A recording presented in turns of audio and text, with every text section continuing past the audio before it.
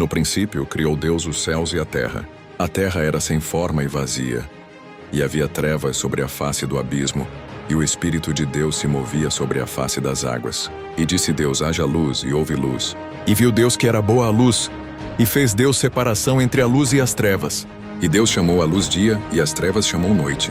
E foi a tarde e a manhã o dia primeiro. E disse Deus: haja uma expansão no meio das águas, e haja separação entre águas e águas. E fez Deus a expansão, e fez separação entre as águas que estavam debaixo da expansão e as águas que estavam sobre a expansão. E assim foi, e chamou Deus a expansão céus. E foi a tarde e a manhã, o dia segundo. E disse Deus: ajuntem-se as águas debaixo dos céus num lugar, e apareça a porção seca. E assim foi. E chamou Deus a porção seca terra, e ao ajuntamento das águas chamou mares. E viu Deus que era bom. E disse Deus: produza a terra relva, erva que dê semente, árvore frutífera que dê fruto segundo a sua espécie, cuja semente esteja nela sobre a terra. E assim foi. E a terra produziu relva, erva que dava semente conforme a sua espécie, e a árvore frutífera, cuja semente estava nela, conforme a sua espécie. E viu Deus que era bom. E foi a tarde e a manhã, o dia terceiro. E disse Deus: haja luminares na expansão dos céus para haver separação entre o dia e a noite. E sejam eles para sinais e para tempos determinados e para dias e anos. E sejam para luminares na expansão dos céus para alumiar a terra. E assim foi. No quarto dia Deus criou os luminares no firmamento dos céus. Uma esfera de fogo brilhante, o sol, surgiu para governar o dia. Em seguida um orbe prateado, a lua para presidir a noite, junto com inúmeras estrelas cintilantes. Assim separou-se a luz da escuridão, e o ciclo do dia e da noite foi estabelecido sobre a terra. E Deus viu que isso era bom. No quinto dia, as águas ganharam vida. Oceanos vibrantes foram povoados por cardumes de peixes coloridos e grandes criaturas marinhas. Nos céus, bandos de aves de todas as espécies voaram livremente, enchendo o ar com seu canto. E Deus criou as grandes criaturas marinhas e todo ser vivo que se move, com os quais as águas transbordaram, segundo as suas espécies, e toda a ave de asas, segundo a sua espécie. E viu Deus que era bom. E Deus os abençoou, dizendo: frutificai e multiplicai-vos, e enchei as águas nos mares, e as aves se multipliquem na terra. E foi a tarde e a manhã o dia quinto. E disse Deus: produza a terra alma vivente conforme a sua espécie, gado e répteis e feras da terra, conforme a sua espécie. E assim foi. E fez Deus as feras da terra conforme a sua espécie, e o gado conforme a sua espécie, e todo o réptil da terra conforme a sua espécie. E viu Deus que era bom. E disse Deus: façamos o homem à nossa imagem, conforme a nossa semelhança, e domine sobre os peixes do mar, e sobre as aves dos céus, e sobre o gado, e sobre toda a terra, e sobre todo o réptil que se move sobre a terra. E criou Deus o homem à sua imagem. A imagem de Deus o criou. Homem e mulher os criou. E Deus os abençoou, e Deus lhes disse: frutificai e multiplicai-vos, e enchei a terra, e sujeitai-a, e dominai sobre os peixes do mar, e sobre as aves dos céus, e sobre todo o animal que se move sobre a terra. E disse Deus: eis que vos tenho dado toda a erva que dê semente, que está sobre a face de toda a terra, e toda a árvore, em que há fruto que dê semente, ser-vos-á para mantimento, e a todo o animal da terra, e a toda a ave dos céus, e a todo o réptil da terra em que há alma vivente, toda a erva verde será para mantimento. E assim foi. E viu Deus tudo quanto tinha feito, e eis que era muito bom. E foi a tarde e a manhã o dia sexto. Assim os céus, a terra e todo o seu exército foram acabados. E havendo Deus acabado no dia sétimo a obra que fizera, descansou no sétimo dia de toda a sua obra que tinha feito.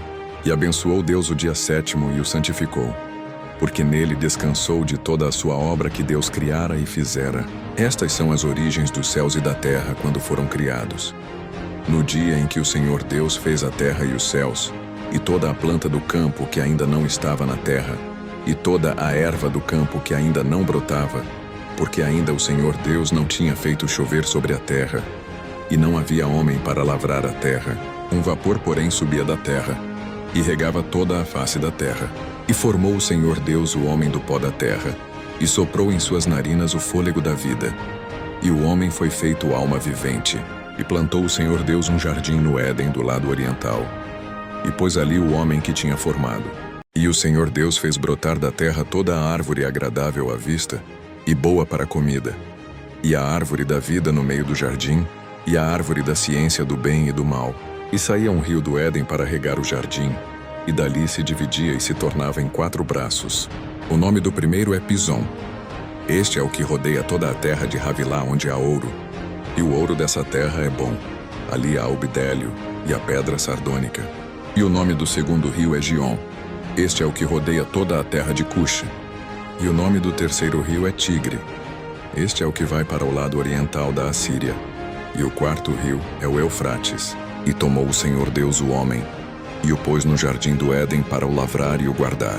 E ordenou o Senhor Deus ao homem, dizendo: de toda a árvore do jardim comerás livremente, mas da árvore do conhecimento do bem e do mal dela não comerás, porque no dia em que dela comeres, certamente morrerás.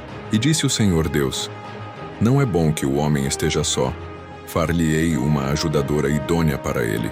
Havendo, pois, o Senhor Deus formado da terra todo o animal do campo e toda a ave dos céus, os trouxe a Adão, para este ver como lhes chamaria.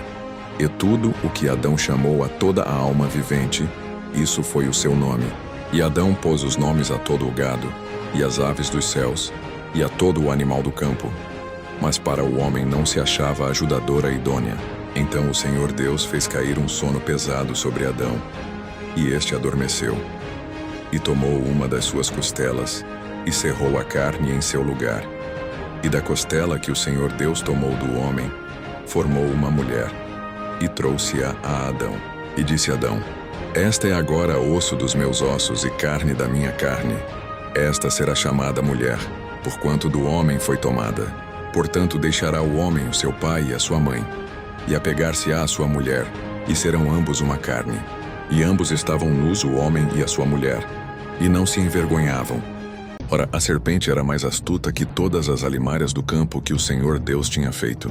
E esta disse à mulher: é assim que Deus disse: não comereis de toda a árvore do jardim? E disse a mulher à serpente: do fruto das árvores do jardim comeremos, mas do fruto da árvore que está no meio do jardim, disse Deus: não comereis dele, nem nele tocareis, para que não morrais. Então a serpente disse à mulher: certamente não morrereis, porque Deus sabe que no dia em que dele comerdes, se abrirão os vossos olhos, e sereis como Deus, sabendo o bem e o mal. E vendo a mulher que aquela árvore era boa para se comer, e agradável aos olhos, e árvore desejável para dar entendimento, tomou do seu fruto, e comeu, e deu também a seu marido, e ele comeu com ela. Então foram abertos os olhos de ambos, e conheceram que estavam nus, e coseram folhas de figueira, e fizeram para si aventais. E ouviram a voz do Senhor Deus que passeava no jardim pela viração do dia. E escondeu-se Adão e sua mulher da presença do Senhor Deus entre as árvores do jardim. E chamou o Senhor Deus a Adão e disse-lhe: onde estás? E ele disse: ouvi a tua voz soar no jardim, e temi porque estava nu, e escondi-me. E Deus disse: quem te mostrou que estavas nu? Comeste tu da árvore de que te ordenei que não comesses? Então disse Adão: a mulher que me deste por companheira